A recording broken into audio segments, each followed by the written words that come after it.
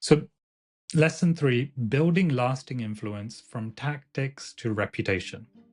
So influence isn't a one-time trick. It's not about the clever line you use once in a meeting. Lasting influence is about a reputation. When people automatically see you as credible, likable, and worth backing, you don't fight for influence, you own it, you inherit it.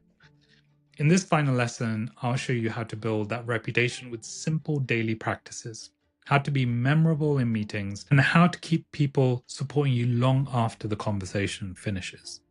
Section 1, the power of recognition.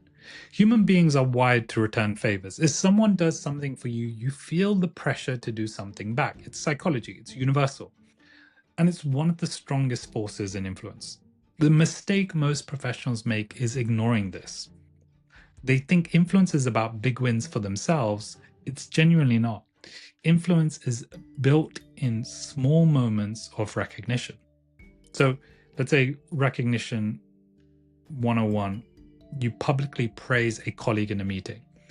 So you can say, I want to call out Sarah. She saved us 2 days of work last week. Now Sarah feels recognized. And the next time you need support, Sarah will remember, oh, that was really nice. I remember he said something really nice, or she said something really nice about me. It might feel odd for Sarah at the beginning, but it's fine. You're building reputation here. Next is information.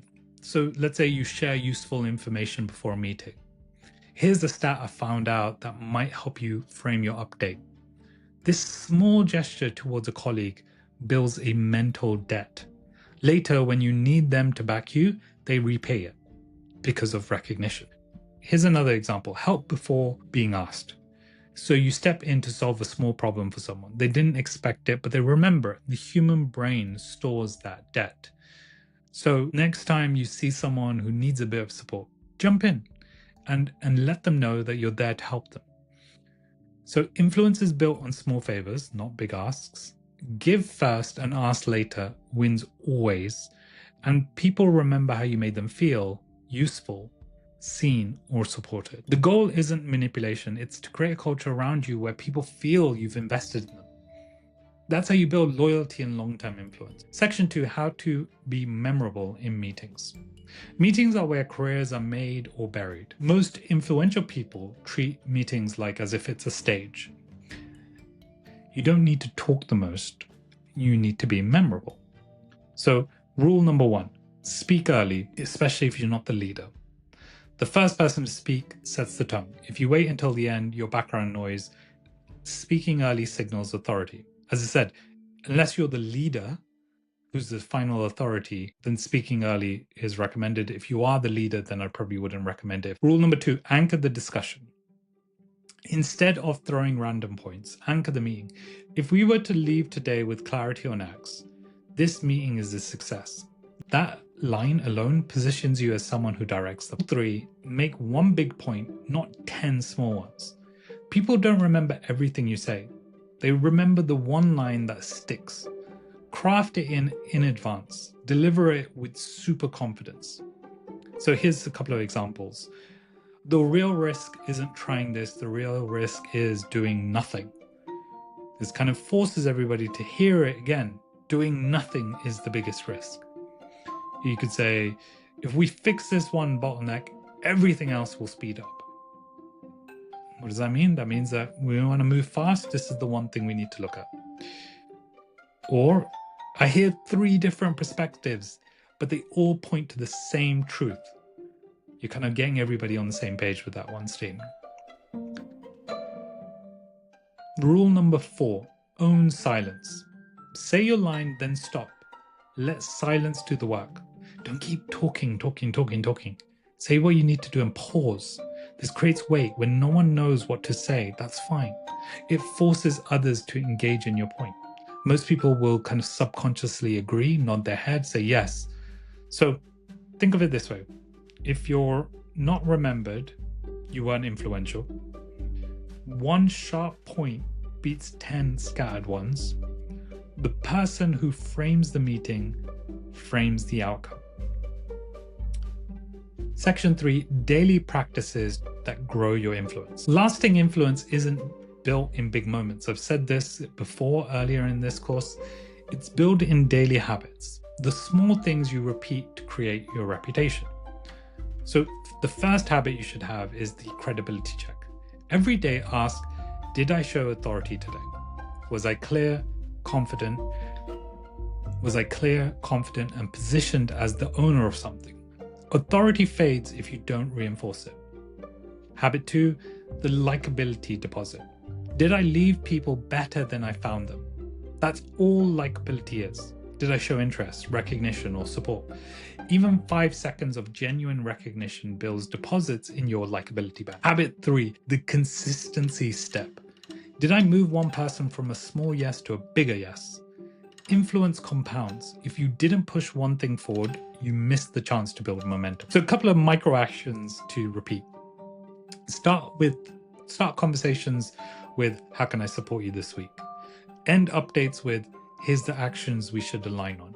Send one thank you note per week. Make it specific, not generic, to one leader and one colleague. And a few things to remember. Reputation is built in repetition. Small deposits today pay influence dividends tomorrow. Influence isn't an event, it's a habit. Section 4, protecting your influence long term. Influence is very fragile. Build it wrong and you'll be seen as manipulative. Build it right and it compounds for years. So here's a couple of mistakes people make and you should avoid.